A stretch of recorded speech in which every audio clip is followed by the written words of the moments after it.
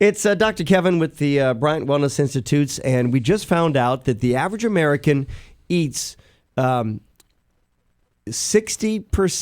of a 5-pound bag of sugar every week. 3 pounds of sugar every week. Yeah.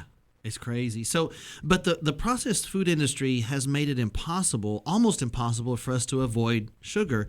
And they know it's addicting, so you're going to keep eating more and more food. And sugar, according to the research, actually releases the same neurotransmitters that give us this burst of energy and make us feel happy. It's the same ones involved in love and pleasure. Sugar releases those same neurotransmitters.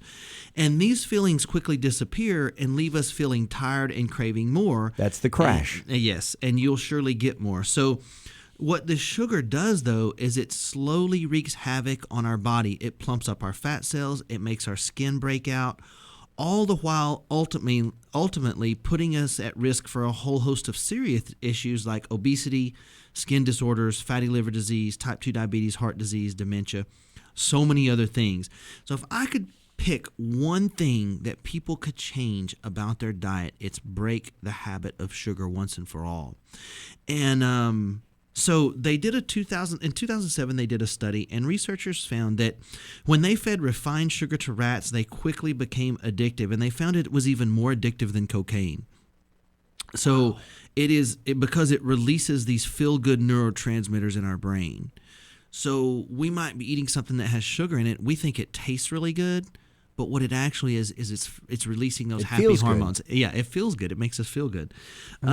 So the processed food industry plays on this addictiveness of sugar, and they carefully engineer their products to hit what they call the bliss point. What the bliss point means is they design it to be enough to cause this euphoric feeling, but keep us wanting more and more. So this is pre-planned in the prepackaged food industry.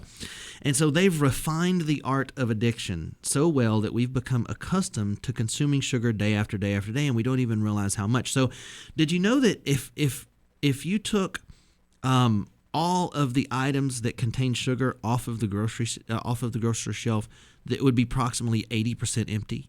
There would be almost nothing in the grocery store. Almost nothing in the grocery store at all. And I'm not talking about the oatmeal pies and donuts and candy. I'm talking about barbecue sauces, breads, yogurt, crackers, frozen dinners, condiments, salad dressings, peanut butter. It's all loaded with sugar, extra sugar to it. And so when it comes to refined sugar, you really don't need any, but yet it's really hard to stop and avoid it and stop eating it. So we have something we're doing now called our 7-day sugar detox, and I'm looking into this now and researching a little bit more about exactly how it works. But it's a way that over 7 days you can really break your body's craving and your addictions to keep eating more and more sweets. And so we're researching that now. But there's really two types of people that we deal with this sugar. If somebody's just as they want eating donuts and candy bars and soft drinks, their problem really, they need to make it more of a priority to themselves. They already know they're eating sugar. But what happens is some folks don't think they're eating very badly. They're wondering why they're not losing weight. And when you start to add up all of the hidden sugars that they're eating with these quote unquote healthy choice meals, that's why they're struggling to lose weight. So with our weight loss program, the reason that it's so successful is because we get to some of these hidden things, some of these underlying things that people don't know is really happening to them. So, if you were to actually add up how many people sugar has killed over the last 50 years, it would be hard to even calculate. Wow.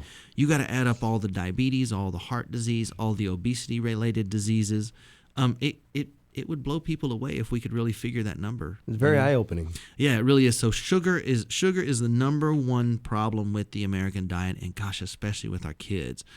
I see these kids in a stroller, don't even have teeth yet, and they're gumming a Tootsie Roll. And man, that's wrecking their body. So we really need to do a lot better job with that. And so let's all try to do better with our diets, and especially with our kids' diets. And so, as we know, our kids probably eat the most sugar of anyone in the household. And let's try to turn that around, because what you're doing is you're setting them up for a lifelong struggle with health problems and weight problems.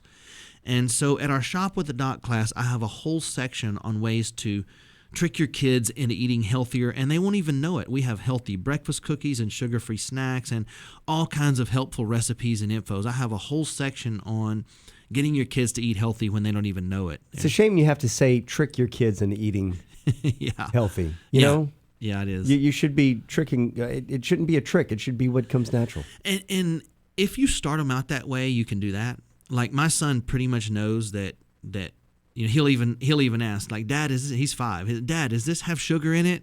And I say, well, yes. That's good. And so, but if you don't start them out that way and they're already in that sort of ingrained sugar addiction, you really have to, you have to come up with some inventive ways to try to help them get past that. Right. Mm-hmm.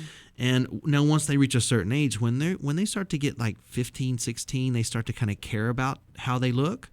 14, 15, 16, then you can make real changes and sit down and talk to them, and they'll do it themselves, I've found. But there's an age in there where you have to, 6, 7, 8, you have to kind of come up with some you have to come up with some inventive ways. So our Shop with the Doc class, we have a whole section on all this, and if you want to come, get on the list. Call now. We have a waiting list for the March 31st. Right now, that's tentative, but on March 31st, when we're having a blast with this, and people are learning so much. We've seen so many people turn their diet around. It's been great. So if you want to get on the list, it's 837-7174, and also you can join us on our Facebook at the Bryant Wellness Institutes. We always have all this information on there. Get on there and like us. I've even been posting some of my own meals that I prepare at home. Right. And I'll post them, and then I'll put a little instruction about how I prepared it and the spices that I use. So I'm having a lot of fun with that too. Do you have a cheat day? I do have cheat days. Yeah? Yeah, I do have cheat days. Is it a weekly thing, or is it like a special occasion thing? No, probably every 3 or 4 weeks I'll go have like a cheat day, or I'll have a cheat meal. Yeah, and that's usually a cheeseburger and French fries or something like that. I can understand that. Or pizza. But you can't let the cheat days turn into every day. Right. You have to really make them few and far between. Like every 2 or 3 weeks is probably okay. And it kind of depends. It depends on what you're eating the rest of the time. I try to be really strict on myself, except for those those cheat days. I'll have whatever I want occasionally. Right. Or if you go out to dinner, have something kind of. Melon, look at those guns. Who wouldn't take his advice? I mean, look at that. Look at that. Good grief. Very cool. What's the number again if they want to get on that wait list? It's a 837-7174 for our Shop with the Doc, or join us on Facebook at the Bryant Wellness Institutes. That easy. It's Bryant Wellness Institute's Dr. Kevin Linneman with Wellness Wednesday. Doc, thank you. Thanks, guys. And thanks for helping us be healthy. All right.